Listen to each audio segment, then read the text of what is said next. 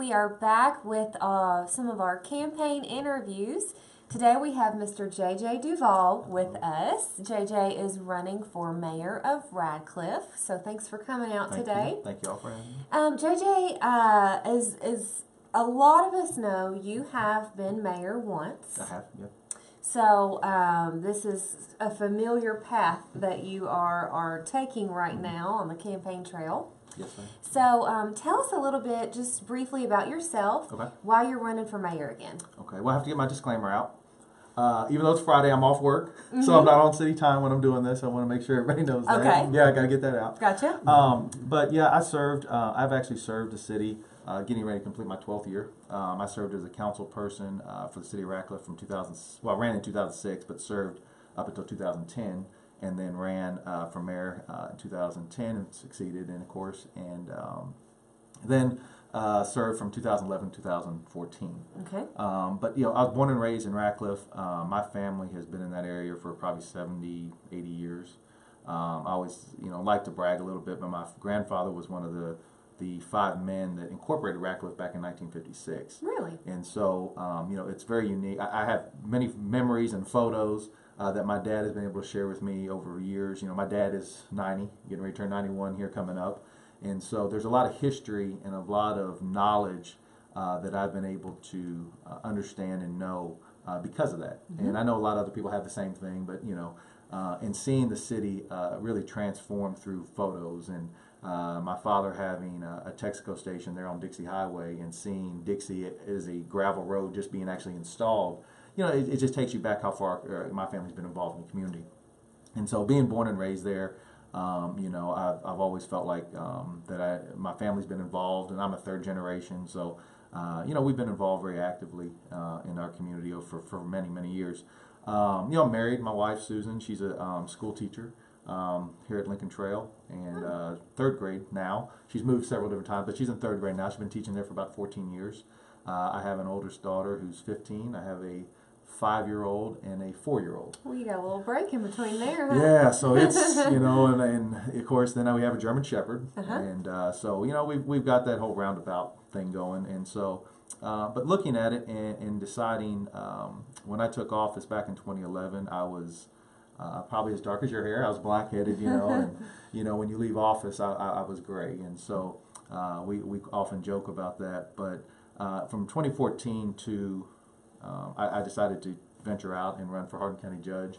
Fortunately, fell a little short, and so that's why I didn't run. And the current mayor, Mike Weaver, who is not seeking re-election, it left the seat open, and I decided to throw my hat back in the ring. Great.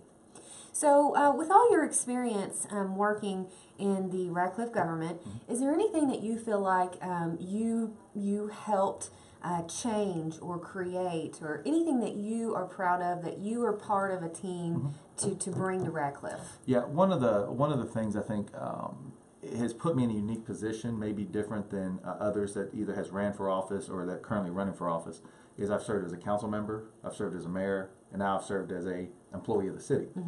And so, in all those capacities, each one is unique and different.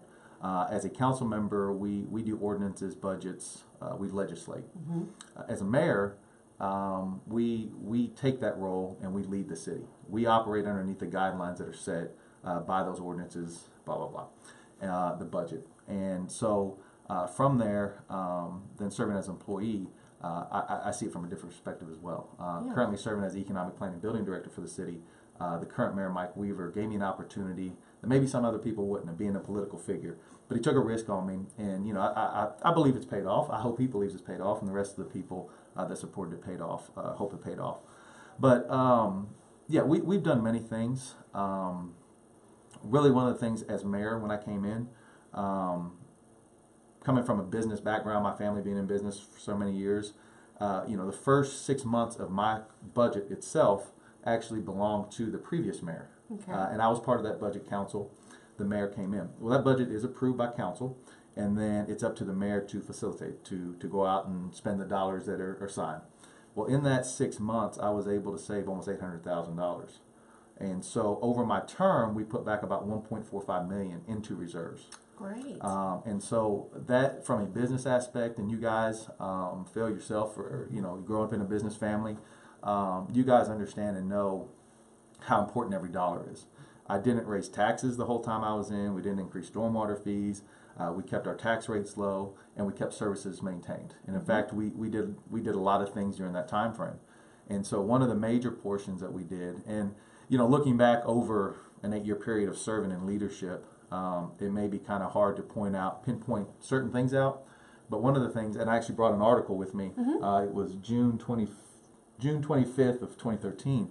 I actually did an editorial for the News Enterprise, and in this editorial, it talked about paying off the Challenger Center. So the Challenger Center was one of many that was created back from the Challenger explosion, the NASA. Right. There was about 12 or 13 of them built across the United States, and Radcliff was one of those locations. And so Radcliff, though, was one of the only self-sustaining owned by city government. And the hope and intent back then, it started with Jenny Smith, and then former Mayor Sheila Inyard kind of had to take on the vision and then actually put it to work. And so it was a great program. It was a great thing that started, but we were the only city that actually operated it. It was actually all put into schools, technical schools, colleges, and stuff. And so Radcliff ended up having to bear a lot of the burden of the cost for it. Right. And so if a lot of people remember, back in 2006, 7, 8, when gas prices shot through the roof, curriculums changed, and people went and paying, $6 for diesel because we covered all the way up from Cincinnati, Ohio, all the way down to Bowling Green. So field trips were getting cut back, everything. So at the time, the city was actually spending over $400,000 to operate the Challenger Learning Center. Wow. And so the council, the mayor with her leadership, said, we couldn't do this any longer, and decided to close it. And that's when the Regional Education Center opened. We had several colleges that were located there. The problem was the stipulation on the bond said that we couldn't use it for other things. And so we had to be used for an educational purpose. And so looking at that and taking that budget we had talked about, I put together things. We were paying more in interest on the note than we were drawing in reserves to generate funds. Like I think it was less than 1% with our reserve money. And so it was costing us more to pay the bond than it was to have the money in the bank. Right. And so putting back that $1.45 million, the next budget cycle we worked with the council, and we were able to pay off the $920,000, putting it back about $205,000, I think is what I put in there, back in the operational budget. And so things like that is what's important from a business standpoint, because government is operational. We take in money, we put money out. We're not for profit. What we take in should go back out to the operations of the city. But we shouldn't be wasting tax dollars by having certain things done in the community. And so I tightened the budget pretty tightly, and Mayor Weaver always tells me maybe it was too tight because he came in and there's no money, like everything's gone. Right. But ultimately, to your initial question, I think the savings of dollars, making sure the operations of the city was being operated like a business, and that's not a knock to anybody previous. Everybody comes in as mayor, looks at things differently. Sure. Jenny Smith looked at different than Sheila. I looked at different than Sheila, and Mayor Weaver looked at different than I did. And so under my leadership, the savings and making sure that our physical responsibility of the city was there was kind of my thing that I did. Okay, great. All right. Well, so is there anything else that you want our audience to know about what your hopes are if you are elected? Is there anything that you are looking at as your next project? Yeah, one of the things, serving in the economic development capacity that I am now, a lot of times my counterpart down here is a great guy, Rick Gaines. Been here for probably 15 plus years, which is very unique in the economic development world. But I've always, when I speak about it now, I talk about if you like rejection and you're looking for a job, be an economic development person, because that's what we get is rejection. No. And so we have always compared ourselves to Big Brother. E-Town compares itself to Bowling Green compares itself to Louisville, so on. Louisville compares itself to Nashville, so on and so forth. But what we never do is we never compare ourselves to the smaller guys. So I never say Radcliff should be more like Vine Grove, or Radcliff should be more like Muldrow. And so looking around our community, we have to be more positive and put a more positive outlook on what we currently have. I know over the past several years, people talk about why don't we have this, why don't we have that? Well, in looking at it from my perspective now and seeing it from this perspective, there's so many things that go into why a business locates somewhere. Traffic count, aesthetics, location. People talk about the industrial park. Why don't we have more industry? Railways, waterways, in transportation. Okay. Huge. Right. Well, we look at our Mill Pond Business Park and we only meet one of those criteria. What we got to remember is we're competing against 420 other cities in Kentucky, and we're competing against 120 counties in Kentucky. And so we have to stand out. There has to be a reason why we locate to these certain places. And so, you know, I want to keep that momentum going that we have. There's a lot of challenges that we face. Cardinal Health, of course, will be out at the end of this year. There's a huge building. I've been dealing with those owners for the last several months, trying to get this thing motivated and going. We have several people like Terry Short, who's I'm sure you guys know on the north end. Terry is one that I talk to quite often about what we can do to change the north end, and he's also one that's put his money where his mouth is and recently bought property, and now has added another piece of property. Willie Hardin just bought some auction property that I know you guys had on your page. And so there's people like those guys that are working to improve the north end. And it takes a collaboration of all of us doing that and pointing in the right direction. But ultimately, I want to keep the economic development motivation going. I use things like Rural King, Aldi's, some of these other businesses that's taken 2 to 3 years just to get them to the table. And so we're chipping away at it slowly but surely. And I think bringing the positive outlook, talking about our city positive and taking out we know the negatives. I know all the negatives. I don't have to have somebody tell me the negatives. But if we own a business, we don't talk about how awful our business is. We talk about how great it is and why you should frequent our business.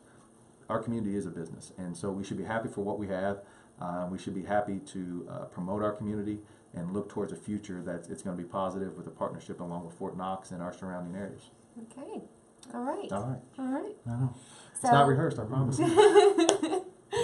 All right. Well, and anything else? Yeah, I just want to add too. A lot of people you've hosted a lot of people here. I know, and I've watched. No one has mentioned Barney Fife.